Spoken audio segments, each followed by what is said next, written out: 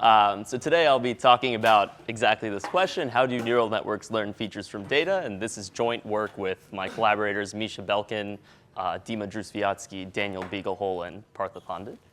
And so just to start off, well, I'll just use arrows. So just to start off, I wanted to begin with this fundamental machine learning problem of how do we overcome the curse of dimensionality. And really, what is the curse of dimensionality? It's just as the number of features that are relevant for prediction increases, we need exponentially more samples to actually build an effective predictor. And really, it's straightforward if I just have one feature and I can sample points efficiently. If I just want to learn a predictor, I can sample up to some n points. But as my number of relevant features increases, I need exponentially more points to build an effective predictor. So it seems like if I have d dimensions, I need something like n to the d points to build a predictor. How can I possibly overcome this if I have data that's very high dimensional?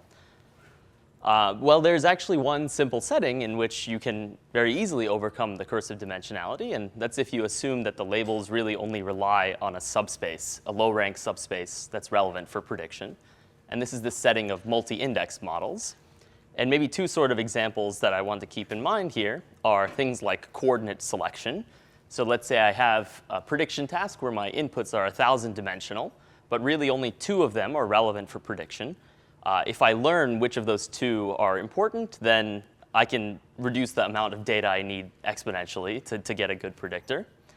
The other one, which is maybe a little more subtle in this case, when we're thinking about a subspace, is I could just have one direction that's relevant for prediction. In this case, maybe if I have 1,000 coordinates, really all that matters is just the sum of the coordinates. I project onto a vector that's like all ones. In this case, my ambient dimension is really only 1, so I don't need that many samples if I know this statistic. And so the key idea is that by learning the subspace, we can overcome the curse of dimensionality. And if we take a step back and think about classical machine learning models, things like kernel methods that actually just take your data, apply a fixed feature map, and then you perform linear regression, these models were pretty effective and popular up until around 2012, the rise of neural nets. But one of the reasons that they unfortunately don't work for these tasks is that they do suffer from the curse of dimensionality. And in fact, fixed feature maps don't let you automatically subset to the low-dimensional subspace that's important for prediction. And if you think about gradient-boosted trees or random forests as well, they have the same issue in that they can't pick up these directions that are relevant for prediction. But on the other hand, we have that neural networks are really beating the curse of dimensionality. And I'm sure many of you are familiar with this type of model by now. But we have these transformer-based language models. These are really operating now on inputs of 100,000 context size and 100,000 vocab size. This is just an insane high amount of dimensionality, yet we're seeing actually very little of the possible combinations of training data, and we're getting good results. So something must be happening here in how these models are beating curse of dimensionality. And so I would say the pervasive intuition is that they're automatically identifying low-rank subspaces through training, which is a procedure also called feature learning. And so what I want to do in this talk today is go through sort of the fundamental questions as to how does this feature learning actually occur in neural networks? What is the mathematical object that allows them to do this? And then more generally, I wanted to ask, is feature learning restricted to neural networks, or can you enable feature learning in some of these classical models? And more generally, we have all of these classical approaches for sparse and low-rank recovery. How does all of the stuff we're seeing with neural nets relate to this problem? And so that's exactly the roadmap I'm going to have here. I'm going to propose a mechanism of feature learning in neural networks known as the average gradient outer product. I'm then going to show how you can use this AGOP to enable feature learning in general models beyond neural networks. And I'll show that these kernel machines can now have the ability to learn features, and they'll learn very similar features to what you see with neural nets. And lastly, I'll show that there is an explicit connection using the AGOP between what we see in neural networks for feature learning and these classical sparse recovery approaches. And also, feel free to stop me for questions anytime. OK, so just to get started, I know I've talked about feature learning at a high level, but I wanted to provide a very concrete, simple example as to what I'm talking about. So I'm just going to start with a very simple supervised learning problem of training a fully connected network to classify glasses in image data. And the data I'm going to work with is just the Celeb A dataset. It's a dataset of registered faces, so the eyes are always in the center of the image. And I'm just going to take around 17,000 training samples, 2,500 tests. The model I'm using is just a two hidden layer, fully connected ReLU network. So I'm going to vectorize my input into pixels. Around 30,000 inputs are going in. And I'm just predicting whether the person is wearing glasses or not. Anyone can do this at this point, and you'll find that the neural net gets very decent accuracy. It gets about 90% test accuracy or higher. But the question is it doing anything interesting to build this predictor? How do I know what features are actually learned? And so if I take a step back and I look at this nonlinear network, well, I can see that if I have my vectorized data x, W1 is really just scaling and rotating or reflecting these inputs. This is given by the singular value decomposition. And if I want to understand this, this is exactly what the previous talk, it was talking about like uncentered covariance matrices. I'm just going to call it a neural feature matrix so I can abbreviate it as NFM. But really, this is just a covariance of the first layer weights. And what I'm going to do is the following. For my example, this covariance looks like a 30,000 by 30,000 matrix. And I'm just going to take the variance terms, the diagonal. And since I have one entry per pixel in the image, I can reshape this and visualize this as an image through training and just see how these variance terms evolve. And if I do exactly this, you'll see at initialization, I start with a random matrix. These are all concentrated around 1 for the identity. But as I train, you'll immediately see that some of these variances are dying off. And I'll just get a mask of a mask of glasses. So essentially what's happening is this first layer, you can think about it as a filter. It's throwing away almost all the pixels and just subsetting to the bridge of glasses that's relevant for prediction. And so this is really surprising because I didn't use any regularization. I didn't do any tricks. This is just raw gradient descent, the standard training protocol. And the first layer of the network is automatically doing this. So it's learning a sparse representation somehow. So the question is, how is this happening? And how is the neural network learning this type of feature? And by the way, I know I looked at the variance terms. I'll show the eigenvector, the top eigenvector as well later. And so if I want to develop a mechanism for neural feature learning, what I'm going to do is actually take a step back and ask the broader question. If I just have any predictor, how would we actually identify important features? So all I have access to is just inputs and outputs for a function f. So what I can do is a very simple thing. I can just perturb each feature on the input and then see how the output changes. And I would claim that the features that are important are those that when I change the predictor a little bit, the output changes drastically. And so how can I measure this? Well, I look at change in output by change in input. This is a derivative, and I have many coordinates as a gradient. And so if I want to look beyond what coordinates are important, I want to look at directions. There's actually an operator known as the average gradient outer product that was introduced in the early statistics literature, something like 1989, that exactly studied this.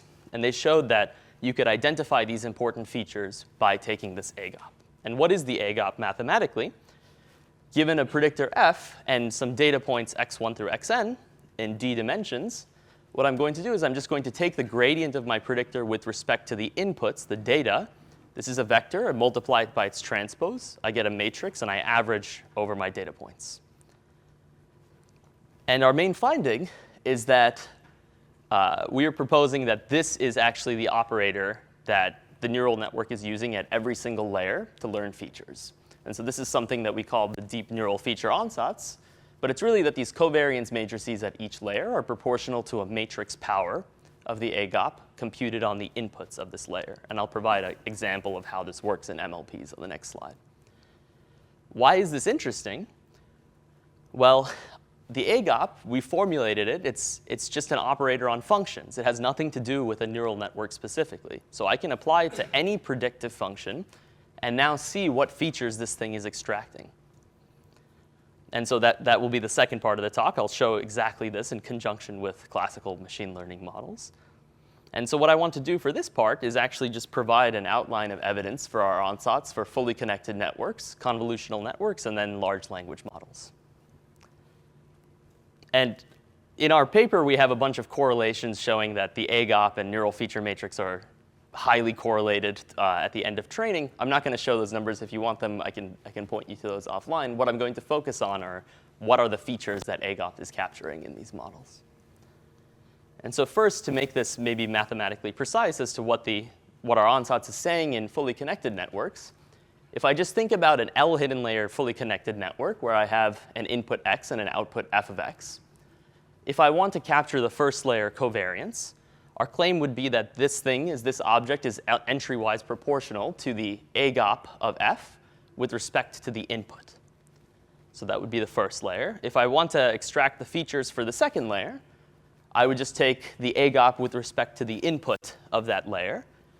And so you can recurse this procedure, and our claim is that at the ith layer, the AGOP with respect to the input of the ith layer is proportional to this covariance.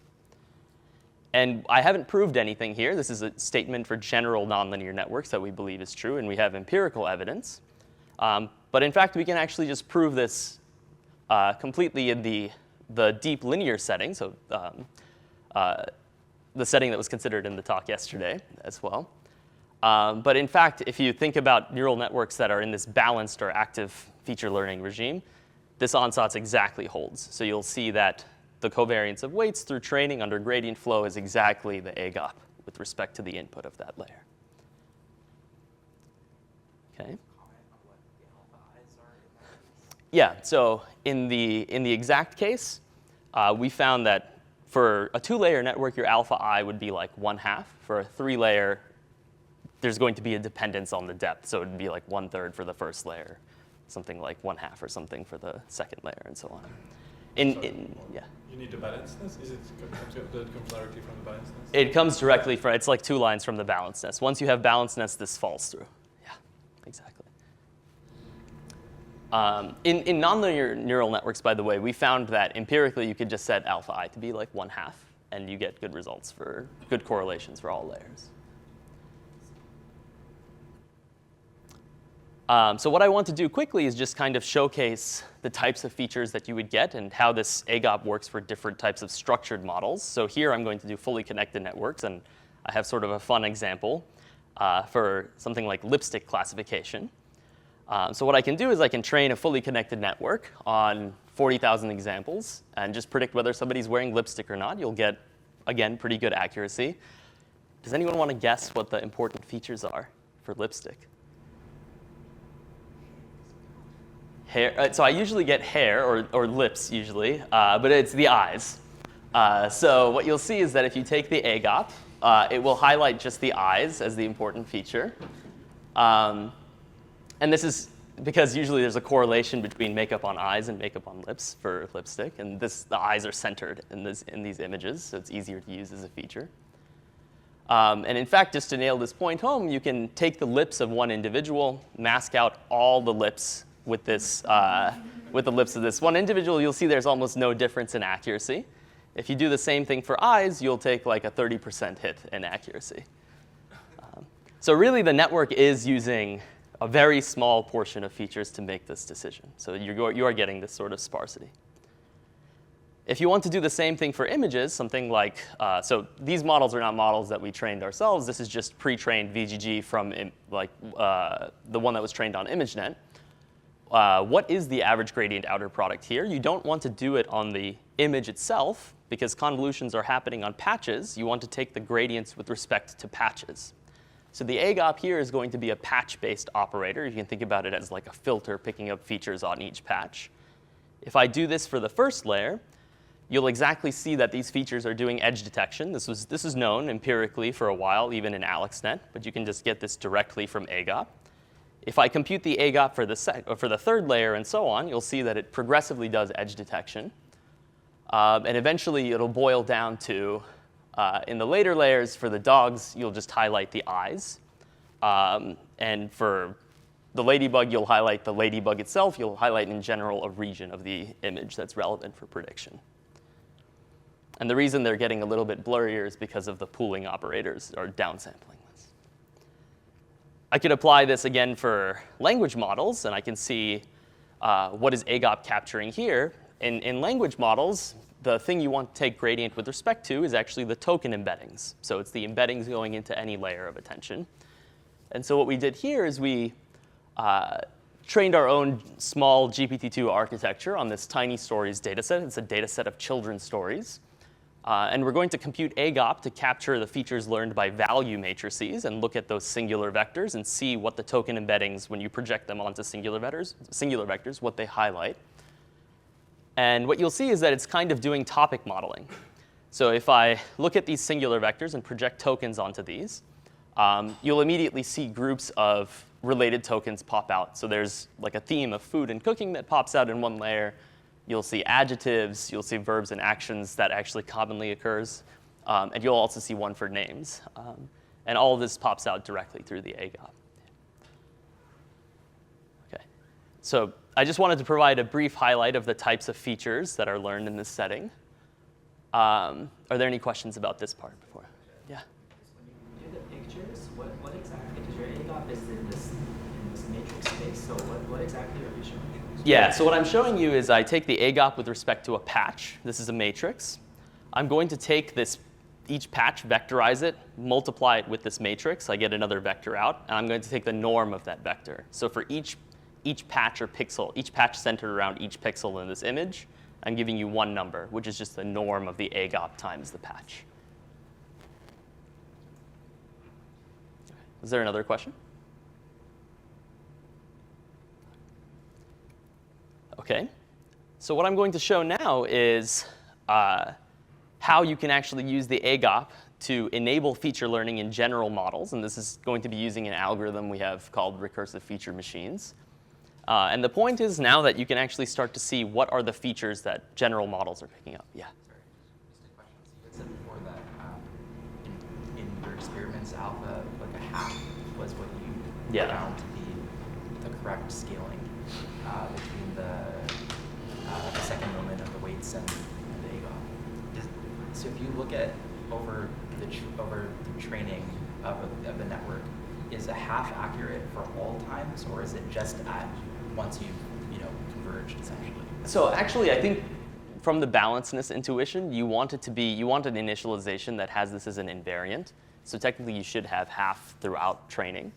But what we found in like real neural networks, if I'm training like a VIT or something, you'll see that initially in like the first few steps, 1 is enough. Like a power of 1 is enough. And then later on in training, if you want to capture this, you would need a half. So should I think of your AGOP as sort of like the order expansion of your network, or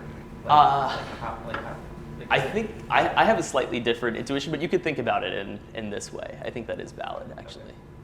Okay. Yeah. OK. So just to introduce feature learning with general models, what we can do now is that we can see that the AGOP can be computed for any function. And so what we can do is we can just train a predictor and use the AGOP to select features and iterate. And so in particular, this is the algorithm we have called a recursive feature machine. So you could give me any base learning algorithm as a predictor. I'm going to call this initial filtering matrix M0 is just an estimate of what you think the AGOP should be. Typically, it's the identity. And then you give me your training data. What we can do is you can just train on these filtered samples and predict the labels. And then what I'm going to do to update my filtering matrix is I'm just going to do the AGOP of my trained predictor. And I'm just going to repeat these steps 1 and 2 over and over again. And what I'm going to do in the next few slides is showcase the generality of RFM by showing that you can now take models that could never learn these low-rank features, something like a kernel machine, and now use AGOP to learn these features. And so what we did here is this is before I show some visualizations of faces again.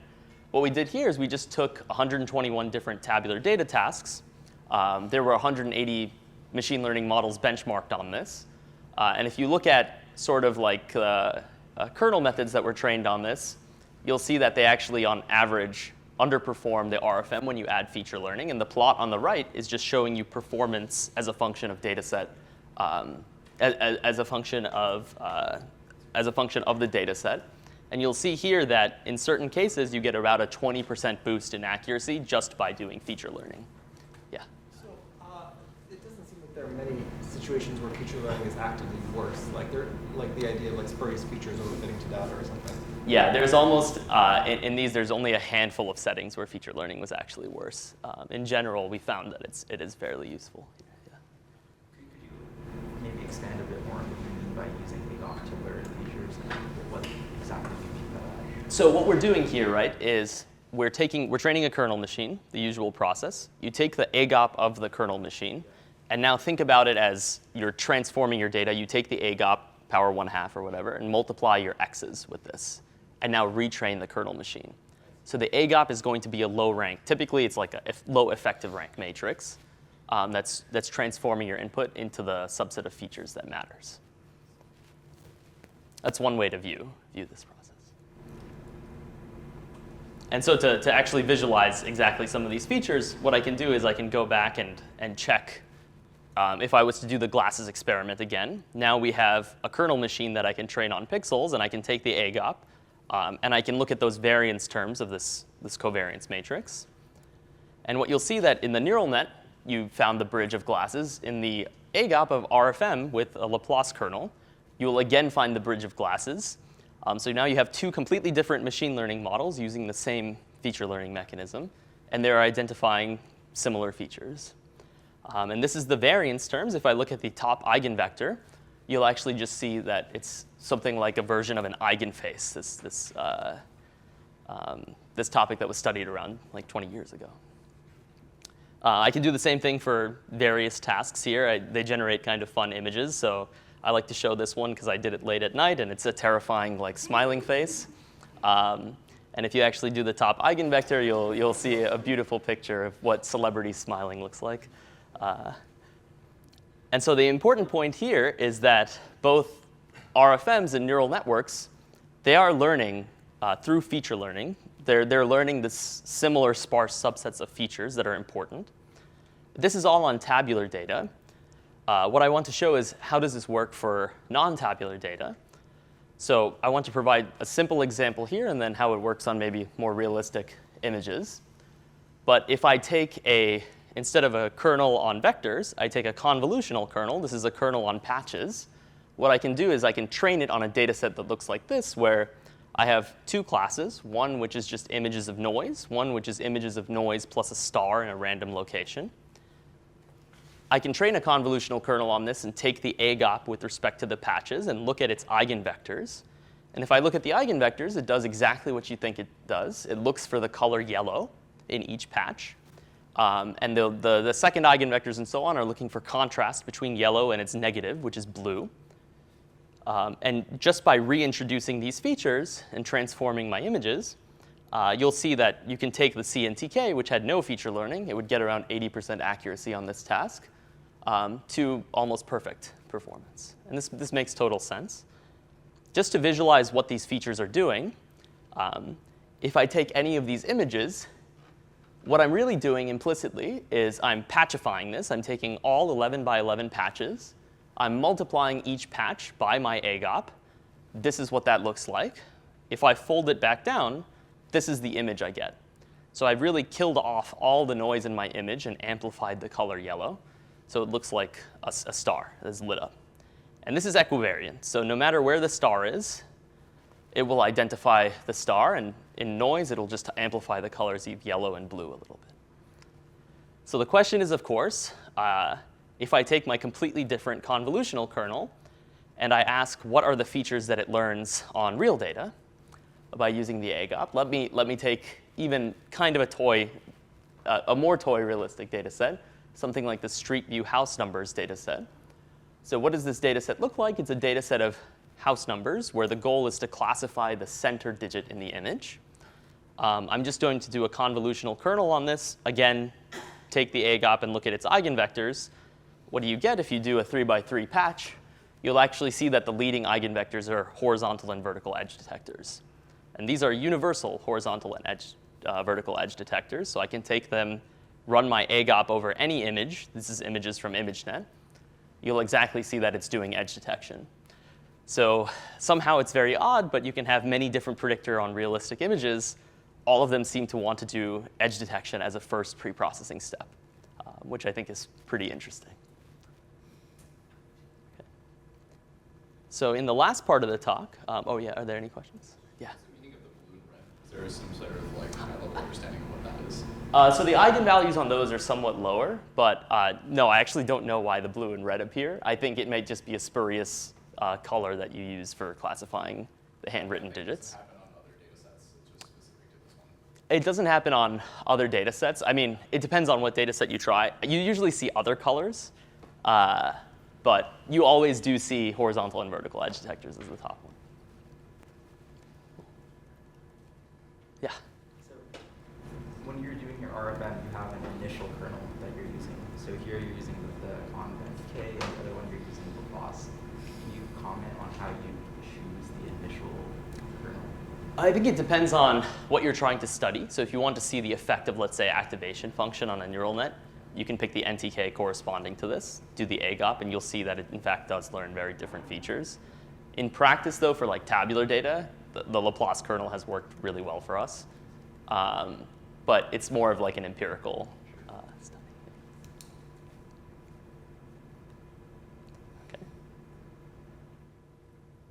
So in the last part, what I want to do is we've seen consistently that feature learning and feature learning recovers some sparse or low-rank features. So the question is, how does it connect to all of the well-studied sparse recovery algorithms that we've seen in the past? And so in particular, there are many approaches to doing sparse recovery. It's starting from compressed sensing, low-rank matrix completion, and lasso. And the intuition there is that you usually have like a training objective that explicitly enforces recovery of sparse solutions. And the classical example is maybe L1 minimization. So maybe I want to, if I'm doing linear regression and I know that my true signal depends on, let's say, R out of the D coordinates, where R is much less than D, one way to recover these is just to do the L1, find the L1 minimizer that fits my data. And so here, L1 is just penalizing you as soon as you move away from 0, you start getting hit with a sharper penalty. And so the question is feature learning related to any of these methods? And in fact, what we'll do is we'll do a study of matrix completion and study how, so it's known that maybe deep linear networks are good at learning low-rank structure for matrix completion tasks. And we saw that in the talk yesterday as well.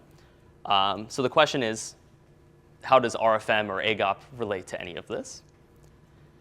And so for matrix completion, what I'm going to do is just consider RFM with a base algorithm of linear predictors.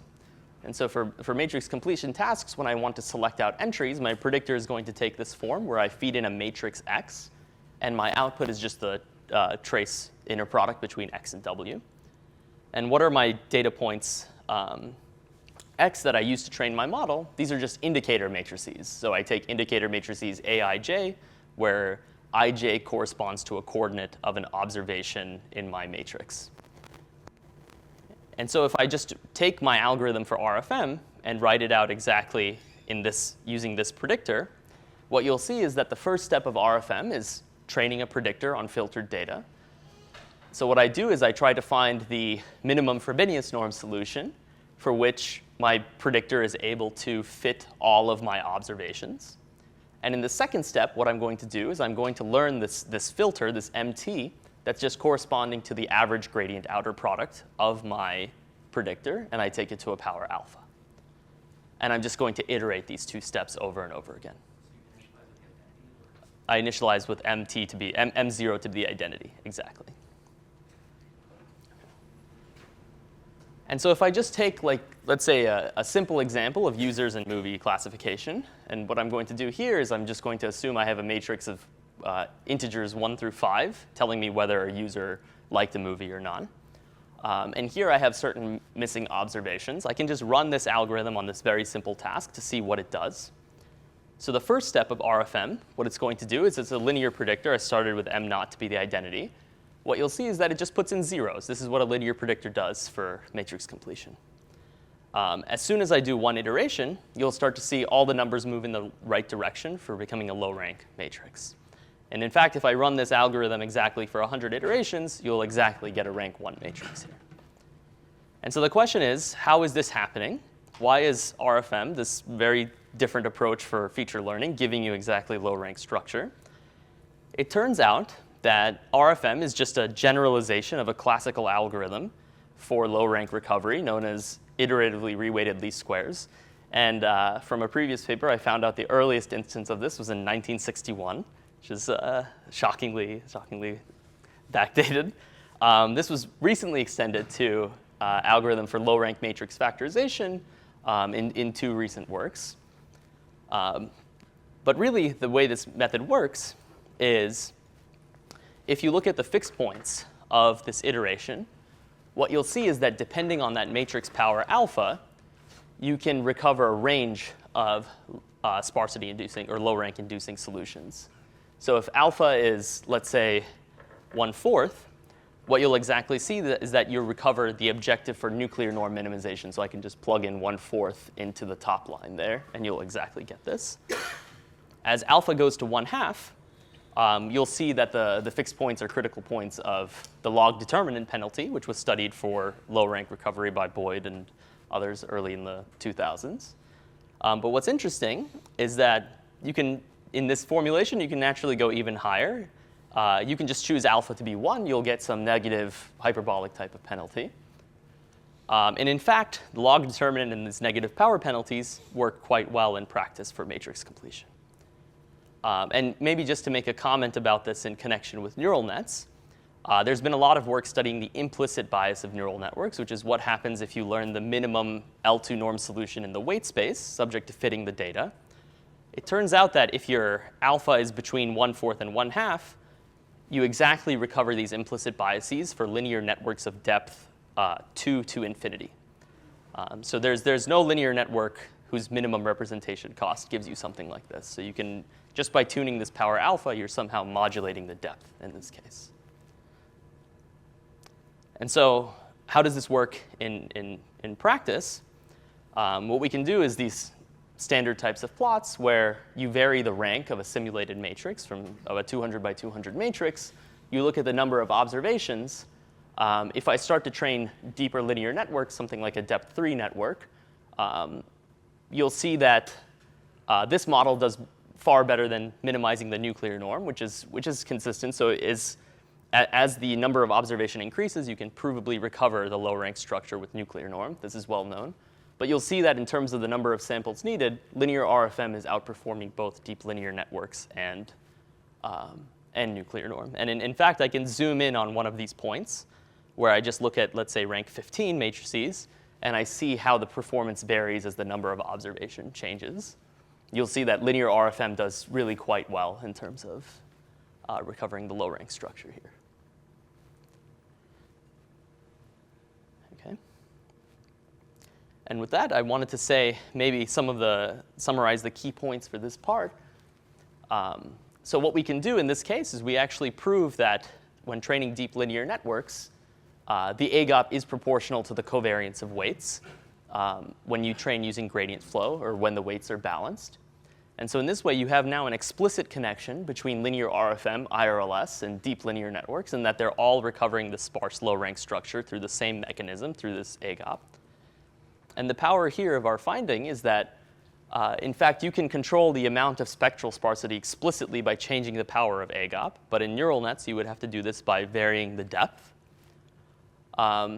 And also here, I think it's rather surprising that you now have an explicit connection between a classical method and exactly this method of feature learning studied today in neural nets.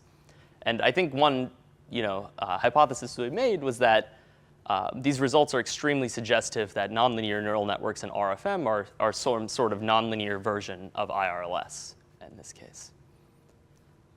And so with that, I wanted to summarize my talk. So the motivating problem we studied here is how neural networks learn features from data.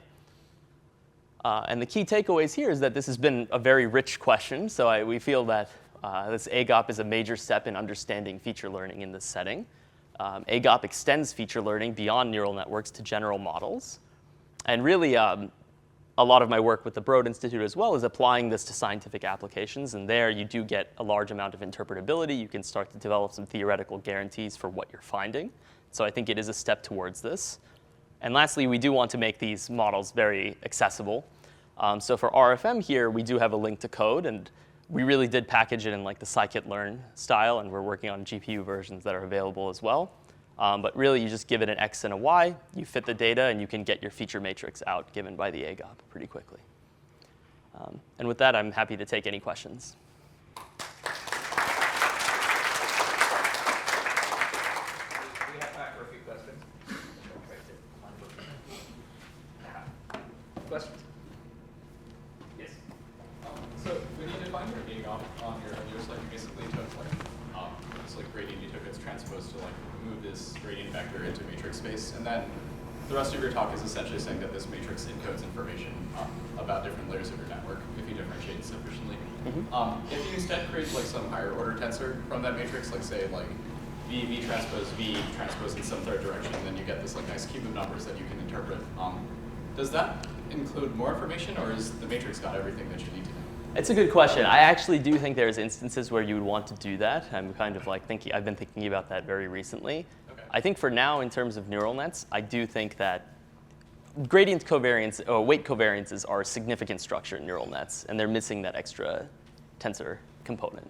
Okay, so I think it has additional structure that may be missing. Yeah, has anyone done stuff on that? Or? No, not that I've seen. But I may be wrong, so don't.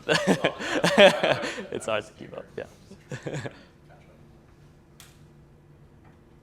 Any other questions? No. You had shown some matrix recovery results in the low rank setting. So for alpha equals to a quarter, that's the log that penalty. So for alpha of quarter, you get nuclear norm. Alpha of quarter. Half. You get log dead. Right? Yes. You're minimizing that, right? So so this is something that we don't have a convergence result for in general. In fact, even for IRLS, there's no global convergence result for the log debt objective. But you are minimizing that, right? You are you're doing fixed point iteration for that objective. I Yes. see. Okay. I guess my question was going to be, so if you actually just solve that, let's say you solve that problem, I was going to ask, do you know what's known about the statistical properties of? Actually, I mean, maybe again, somebody please correct me if I'm wrong on this, but I actually don't think for that case much is known, just because that is a very, very hard objective. Well, I guess my question was, is there a bad case for log debt penalty, right? Because we know nuclear norm minimization, has good statistical properties. So my question was really, where I'm going is there a bad case for log debt, or is it just that it always seems to happen? I actually don't think so. I think the only thing you may see is that if you have very few entries in your matrix, doing a log debt or even a higher order penalty will just recover too low of a rank structure. So it won't necessarily get all the non-zero singular values or eigenvalues here.